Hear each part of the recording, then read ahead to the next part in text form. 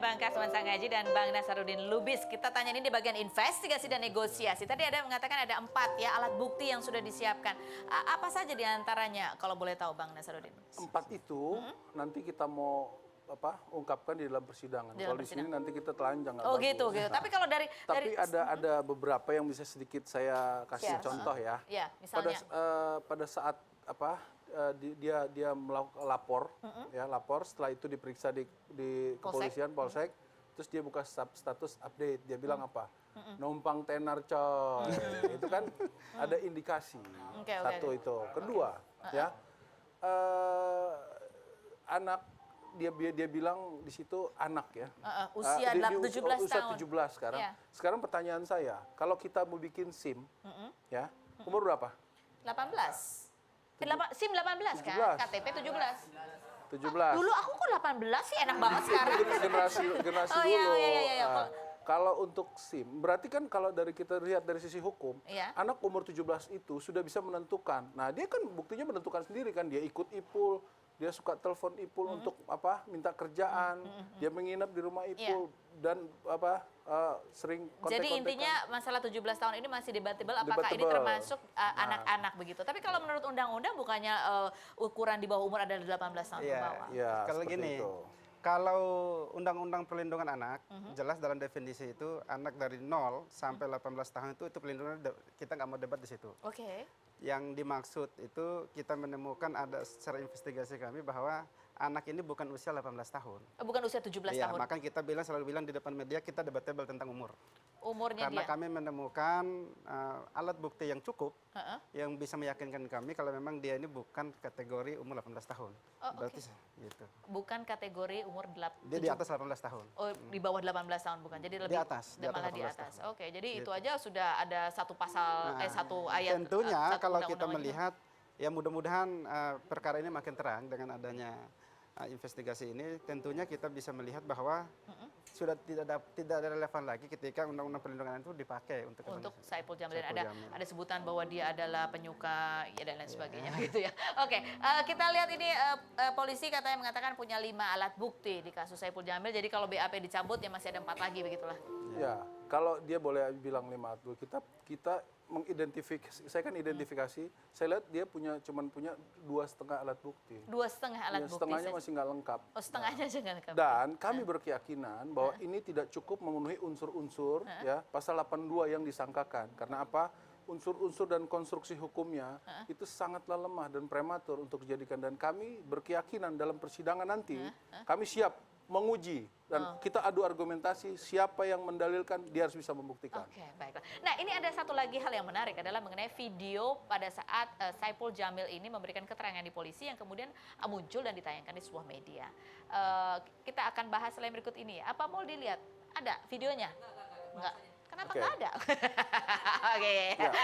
Apa komentar dari pihak pengacara, Bang Ipul?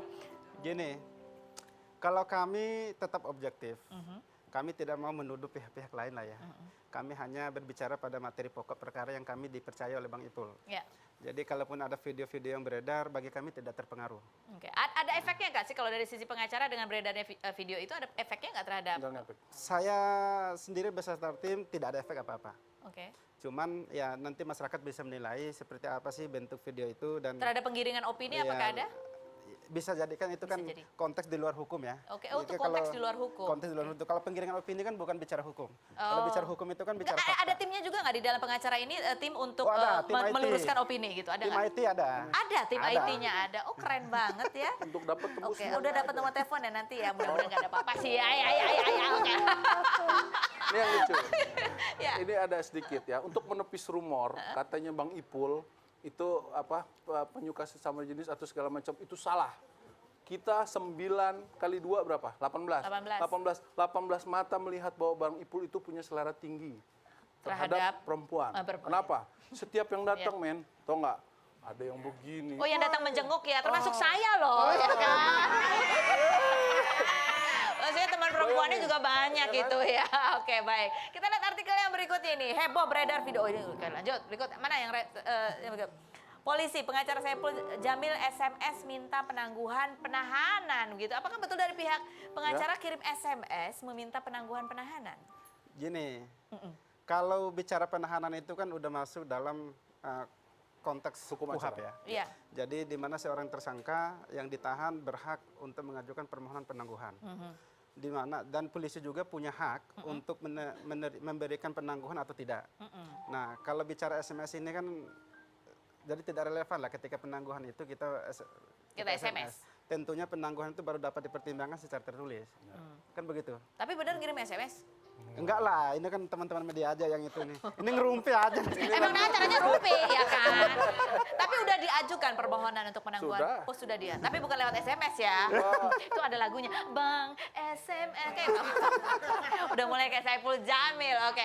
Baik, nih ada lagi SMS Bang Ipul yang mengajak damai kepada pelapor DS. Begitu, bagaimana?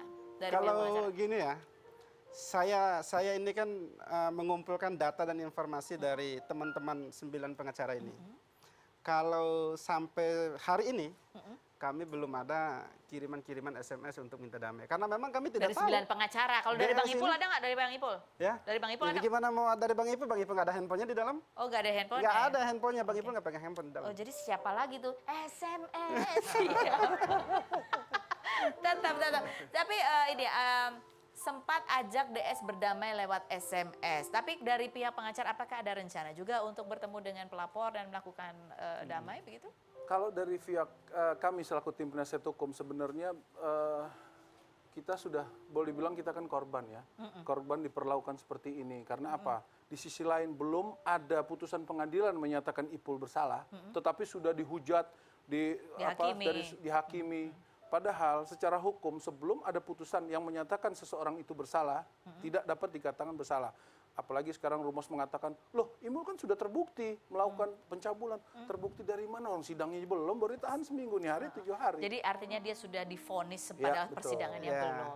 dalam kesempatan di Ngerumpi ini ya kami juga kepingin menyampaikan secara langsung kepada media, kepada masyarakat seluruh Indonesia yang menyaksikan ini semoga dapat memahami bahwa seseorang yang telah ditetapkan sebagai tersangka itu bukanlah seseorang yang telah melakukan kejahatan. Banyak juga yang bebas-bebas pengadilan, tetapi motivasi terbentuknya KUHP itu yang jadi rel antara polisi, jaksa, hakim, sama pengacara dalam beracara itu bahwa walaupun dia ditetapkan sebagai tersangka ataupun terdakwa, tentu dia harus diangkat hak asasi manusia sederajat dengan hak asasi manusia pada umumnya. Jadi tidak bisa divonis begitu saja. Oke, Gitu. baiklah. Oke.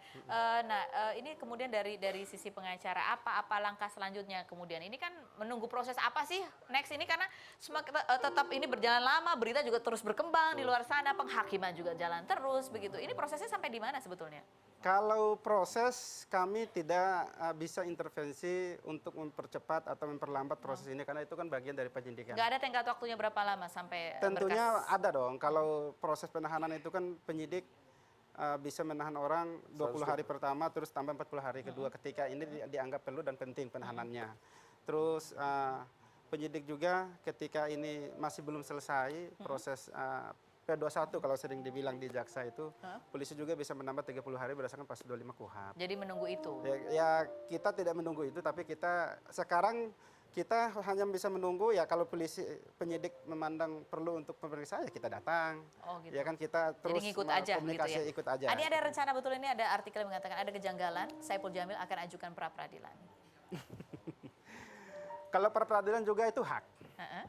Hak ya. Jadi ruang hukum yang diberikan oleh KUHP kepada siapapun yang merasa dirugikan haknya itu. Oke. Tetapi bagi kami memang saya sering sampaikan di depan media dari hari Jumat itu. Iya.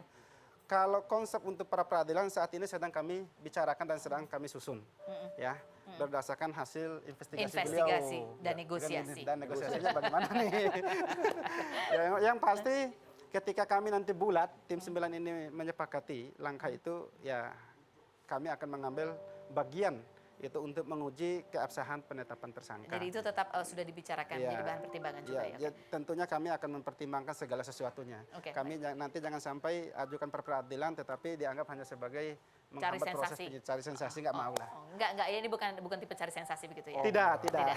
Oke, nah berikutnya ini kan ada lagi yang melaporkan kemarin ada katanya mantan asisten begitu. Nah, ini gimana kalau dari sisi pengacara gimana?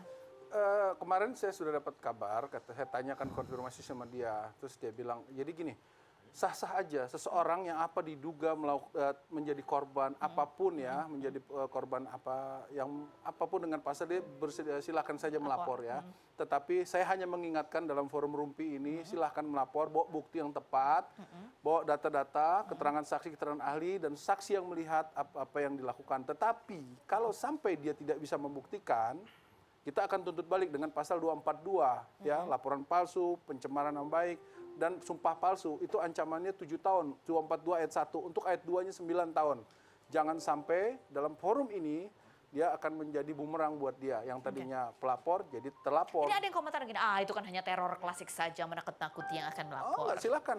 Ada beberapa teman selebritis yang diduga, yang dilapori, yang tenggang waktunya baru 6 bulan, itu sampai sekarang belum cukup bukti. Ini sudah 2 tahun, kemana aja men? Ya kan? Gitu ya. Kenapa nggak Terus ikut tapi temenan? katanya laporannya namanya salah gitu. Nah, itulah saya bilang, biarin aja. Nanti silakan aja, dia punya hak untuk, apalagi didampingi oleh seorang ahli hukum kan. Oh, jadi pelapor ini mengugat nama Bang Ipul tapi namanya nggak tepat begitu. Jadi gini, berdasarkan hasil data yang dimiliki oleh beliau, Investigasi itu. hasil investigasi, ya kan, kami tidak terlalu pusing ataupun mau serius menanggapi Dengan itu. laporan yang baru ini. Karena memang laporan itu menurut kami hari ini bukan Saipul Jamil klien kami. Oh, Saipul Jamil yang lain? Saipul Jamil Karena yang namanya beda? Namanya beda, biodata identitasnya beda, alamatnya beda, semua beda. Jadi kami tidak mau pusing, tetapi bukan berarti kami melarang ataupun kepingin menghalang-halangi seseorang membuat laporan polisi, karena laporan polisi itu juga hak. Oke, baik. Gitu. Oke, baik. Jadi ini dari sisi pengacara kita banyak belajar masalah hukum ya di sini ya buat kalian-kalian semua ya. Jadi ingat, walaupun sudah ditetapkan sebagai tersangka itu bukan berarti bahwa dia sudah terbukti karena belum ada pengadilannya. Walaupun dia kemudian barangkali nanti sudah menjadi terdakwa pun dia tetap memiliki hak asasi manusia untuk tidak dihakimi secara semena-mena karena ada proses hukum gitu ya. Hukuman apa nanti berdasarkan Putusan hukum yang berlaku di Indonesia. Tepuk tangan dulu dong buat Bang Kasman Kangaji dan juga Bang Nasaruddin Lubis. Terima kasih banyak sudah hadir di sini. Salam buat Bang Ipul ya. Selalu tetap nyanyi-nyanyi di dalam sana supaya bisa bergembira dan menghibur Jadi yang imam lain. dia, jadi imam sholat. Oh, jadi imam sholat, betul itu selalu dilakukan. Kita akan kembali lagi, jangan kemana-mana, tetap di Rumpi. No Secret.